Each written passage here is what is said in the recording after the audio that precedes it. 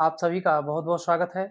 मैं जितेंद्र उपाध्याय उपस्थित हूँ आप सबके लिए एक नए वीडियो के साथ। तो आइए शुरू करते हैं हम लोग। आज हम लोग पढ़ेंगे शब्द और उसके भेद। तो आइए शुरू करते हैं।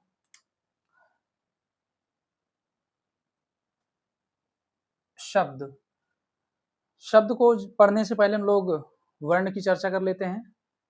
पिछले वीडियो में हमने देखा था वर्ण किसे कहते हैं। तो वर्ण ध्वनियों के लिखित रूप को हम वर्ण कहते हैं। जब उच्चरित होगा तो वह ध्वनि होगा और जब वह लिखित रूप उसका होगा तो वह वर्ण कहलाएगा। इन्हीं वर्णों के सार्थक समूह को हम शब्द कहते हैं। तो परिभाषा हुई शब्द की, वर्णों के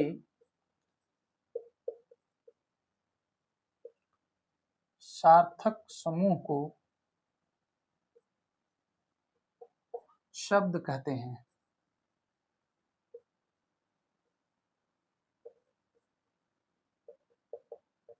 वर्णों के सार्थक समूह को शब्द कहते हैं। अब आइए हम लोग जानते हैं कि वर्णों के भेद कितने होते हैं। तो सबसे पहले रचना या बनावट के आधार पर शब्द के भेद देखेंगे।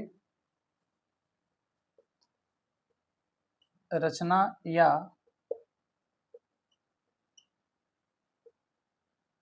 बनावट के आधार पर शब्द के 3 भेद हैं। पहला योग, पहला है रूढ़। पहला योग की जगह रूढ़ हम लोग करते हैं। पहला है रूढ़।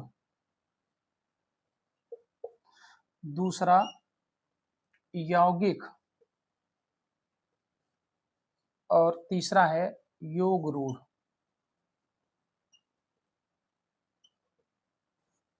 आइए तीनों को समझते हैं। रूढ़ किसे कहते हैं? ऐसे शब्द जिनको तोड़ने पर उनका कोई सार्थक अर्थ ना निकले, ऐसे शब्दों को कहेंगे रूढ़। या ऐसे शब्द जिनका तोड़ने पर सार्थक अर्थ ना निकले, ऐसे शब्दों को हम रूढ़ कहेंगे। जैसे जल, पल,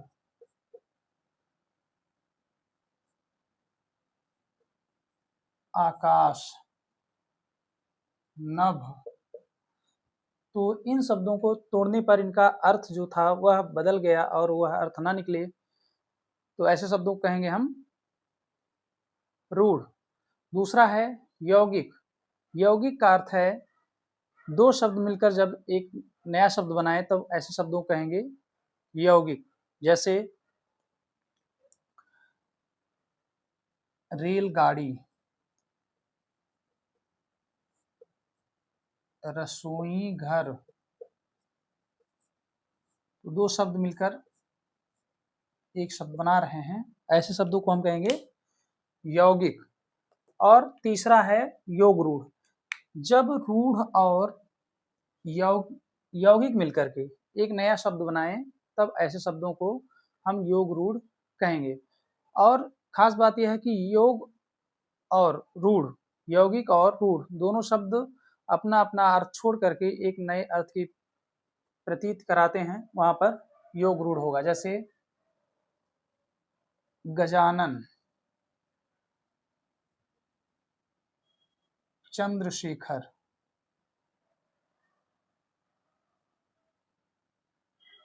वीणापाणी इत्यादि। यहाँ आप देखेंगे रूढ़ और यौगिक दो शब्द मिलकर योग रूढ़ शब्द बना रहे हैं, ऐसे शब्दों को कहेंगे योग रूढ़। तो ये था रचना या बनावट के आधार पर शब्दों के 3 भेद।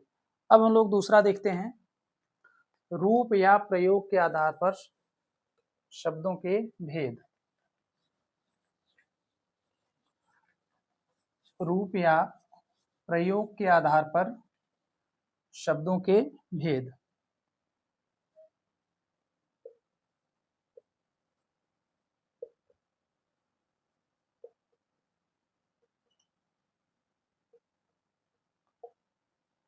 रूप या प्रयोग के आधार पर शब्दों के कुल 2 भेद होते हैं। दो भेद। पहला विकारी और दूसरा अविकारी। विकारी शब्द किसे कहते हैं, अविकारी शब्द किसे कहते हैं? ऐसे शब्द जिनका लिंग, वचन और कारक के आधार पर विकार हो, जिनमें ऐसे शब्दों को कहेंगे विकारी।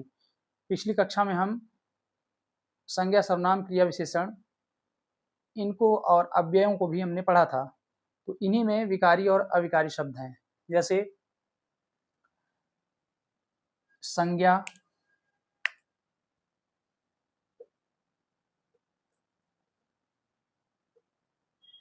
सर्वनाम, क्रिया विशेषण, ये चारों विकारी हैं। इनमें लिंग, वचन और कारक के आधार पर विकार होता है, तो ऐसे शब्दों को कहेंगे हम विकारी। दूसरा है अविकारी। अविकारी को हम अव्यय भी कहते हैं। इसमें भी चार भेद: क्रिया विशेषण, समुच्चय बोधक, संबंध बोधक और विस्मयादि बोधक। इन चारों अव्ययों को हमने पढ़ा था। इनमें पहला था क्रिया विशेषण अव्यय, दूसरा समुच्चय बोधक अव्यय, तीसरा है संबंध बोधक अव्यय और अंतिम था विस्मयादि बोधक।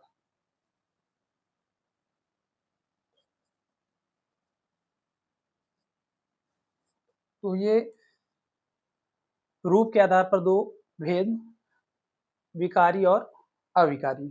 अब हम लोग देखते हैं तीसरा, अर्थ के आधार पर शब्दों के भेद।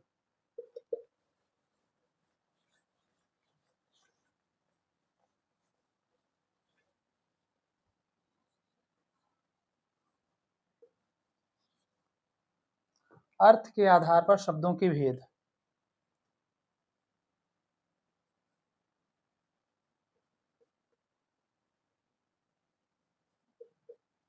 अर्थ के आधार पर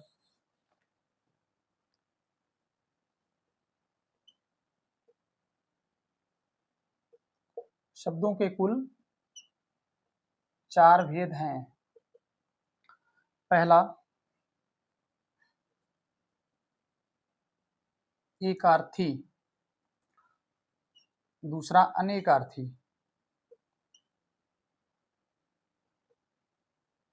तीसरा विपरीतार्थी और चौथा है समानार्थी।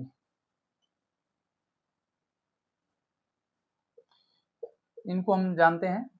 एकार्थी मतलब एक अर्थ देने वाले शब्द। ऐसे शब्द जो एक ही अर्थ प्रदान करें, ऐसे शब्दों को हम कहेंगे एकार्थी। जैसे गंगा,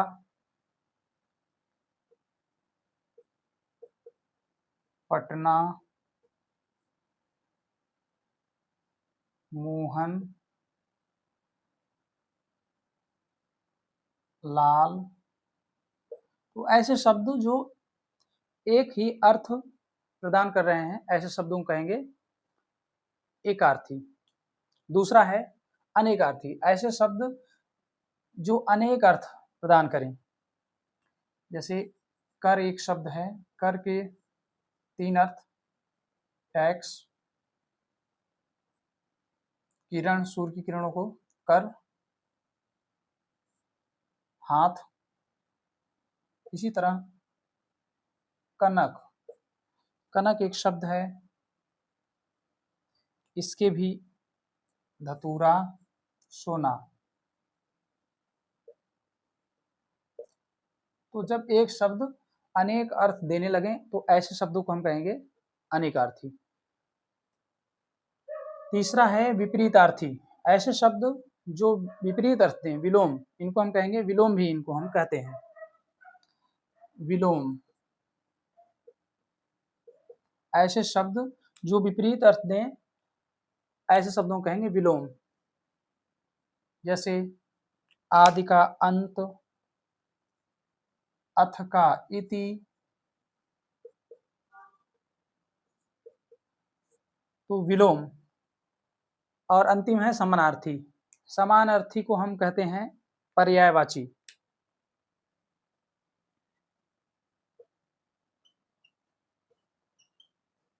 या पर्याय, पर्याय का अर्थ है एक ही शब्द के अनेक रूप लेकिन अर्थ वही हो, शब्द का अर्थ वही रहेगा और उसके रूप कई हो जाएंगे, ऐसे शब्दों को हम कहेंगे पर्यायवाची या समानार्थी। जैसे कि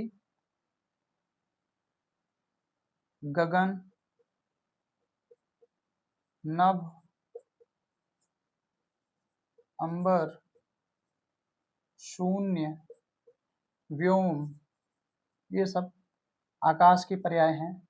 इसी प्रकार से पंकज, जलज, वारिज, ये सब कमल के पर्यायवाची हैं।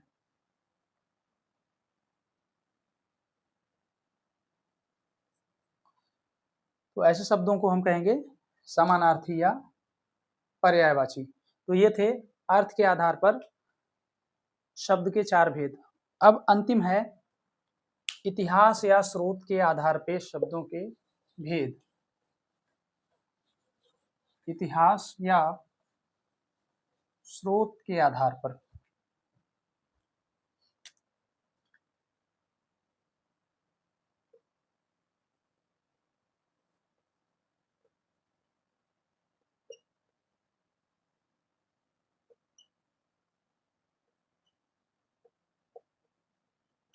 शब्दों के 5 भेद होते हैं। पहला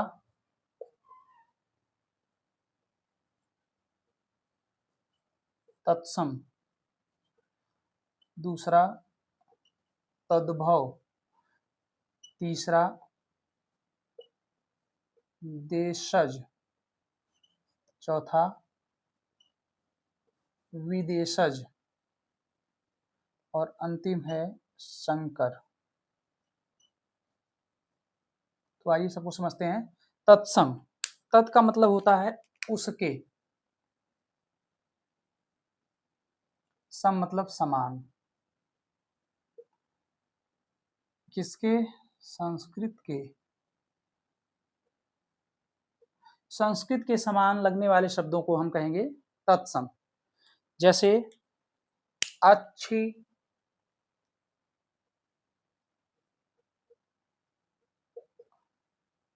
पर्यंक,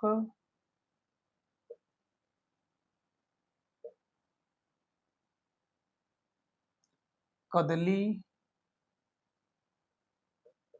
गोधूम,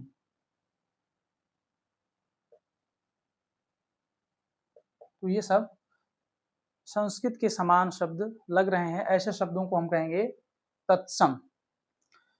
दूसरा है तद्भव, तद का मतलब है उससे, भाव का मतलब उत्पन्न, उससे उत्पन्न, किससे, संस्कृत, प्राकृत, अपभ्रंश से होते हुए पुरानी हिंदी से होते हुए हिंदी में जो शब्द प्रचलित होते हैं, ऐसे शब्दों को हम कहेंगे तद्भव। संस्कृत, प्राकृत, अपभ्रंश, पुरानी हिंदी से होते हुए हिंदी में जब वो विभिन्न रूपों में होते हुए धीरे धीरे विभिन्न रूपों में होते हुए धीरे धीरे जब वो आते हैं, ऐसे शब्दों को हम कहेंगे तद्भव। जैसे आँख, पलंग, केला,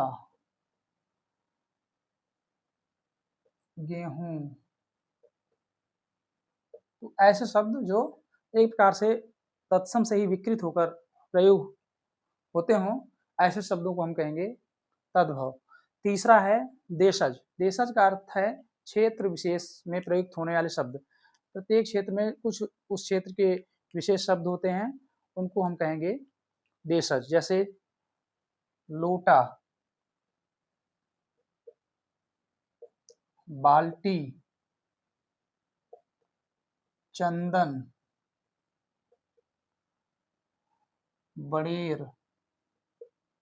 तो ये कुछ क्षेत्रीय प्रभाव के कारण कुछ शब्द हिंदी में प्रयुक्त होते हैं, ऐसे शब्दों को कहते हैं देशज।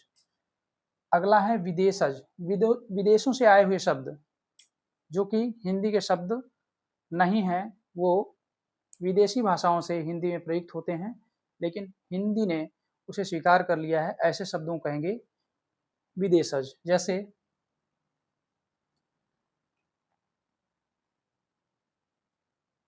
पुर्तगाली का शब्द देखिए, अलमारी,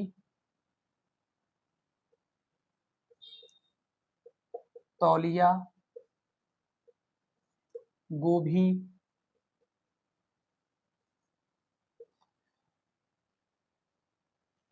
तो ऐसे शब्द जो विदेशी भाषाओं से हिंदी में आते हैं, ऐसे शब्दों को हम कहेंगे विदेशज, जिनमें अंग्रेजी के भी शब्द होते हैं, जैसे कि ट्रेन,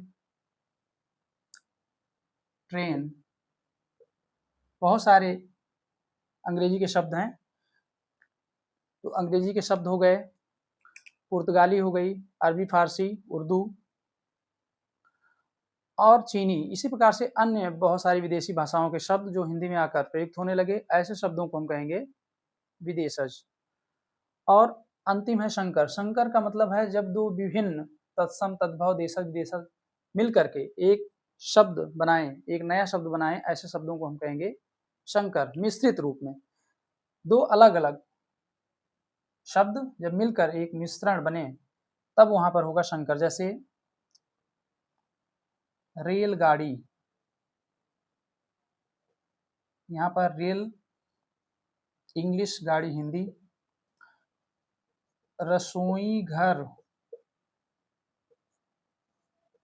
तो यहाँ देखेंगे दो अलग अलग शब्द मिश्रित होकर के एक नया शब्द बना रहे हैं, ऐसे शब्दों को हम कहेंगे संकर। तो ये था इतिहास या स्रोत के आधार पर शब्दों के 5 भेद। तो मिलते हैं अगले वीडियो के साथ। बहुत बहुत धन्यवाद।